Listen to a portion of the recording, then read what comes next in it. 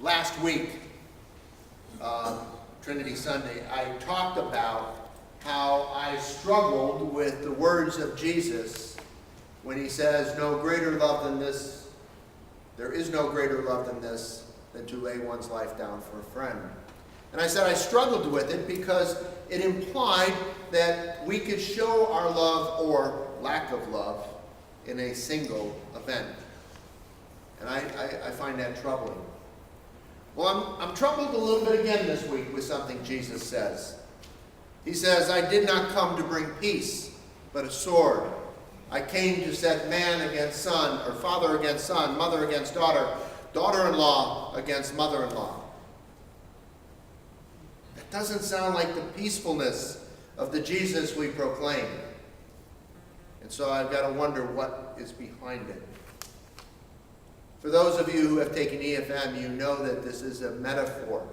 That Jesus is not talking about literally, intentionally driving a wedge between families. That he is not intentionally bringing war to the earth.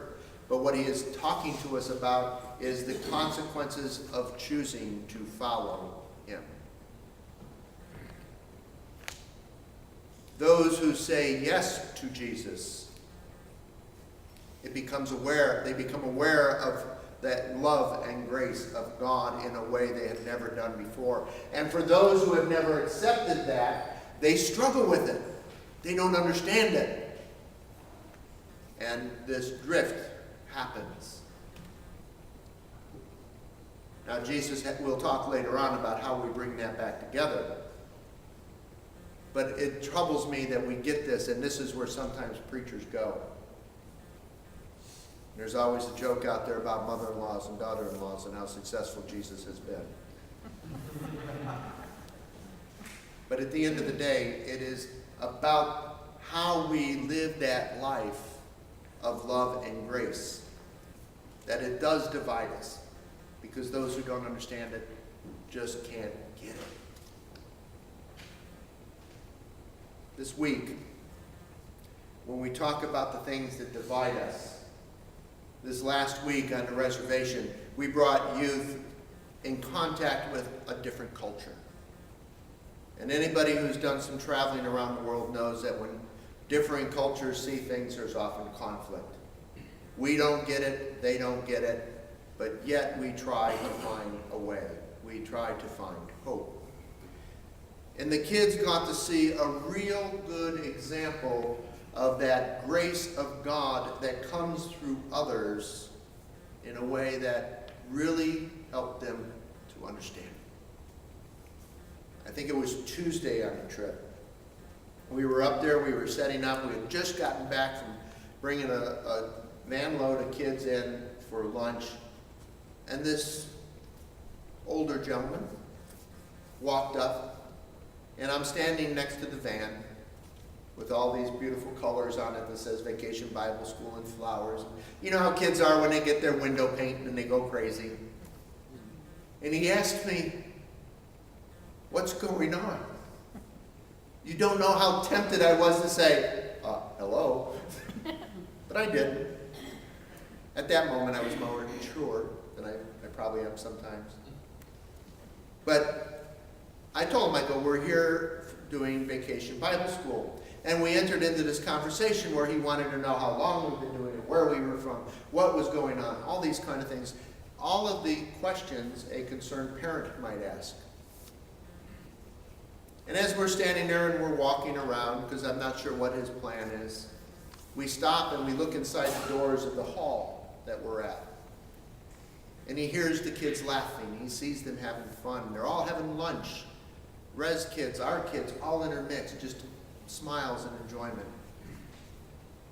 And he stood there looking at it for a moment. I says, "Would you like to come in for a cup of coffee?" He thought about it a second and said, "Yeah, I'd like that." So we bring him in, and we're getting him a cup of coffee, and I says, "Well, would you like something to eat?" He goes, no.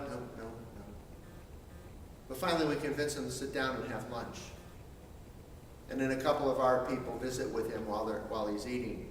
I mean, we weren't having anything major, just hot dogs that day. But you should have seen how many kids came up for seconds and thirds. We had this wandering soul who came out of nowhere, and then when I turned around, he was gone. He'd stayed, had lunch, visited, and said goodbye. The things, the worlds are so different. He was not dressed like we would dress. His jeans were nasty. Looked like he hadn't washed his shirt in a couple days. But there was a light in his eye. And our kids noticed it.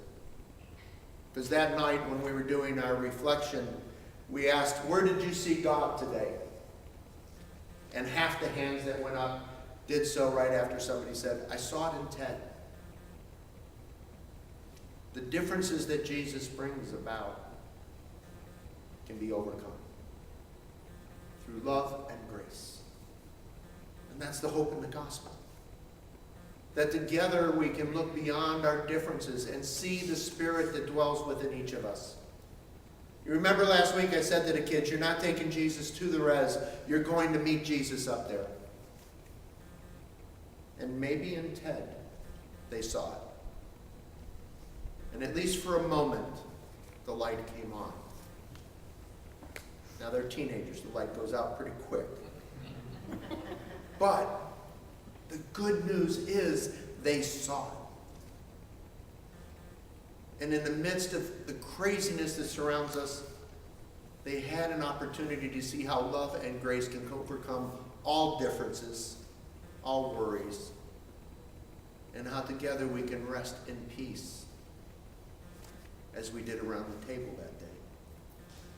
There's hope.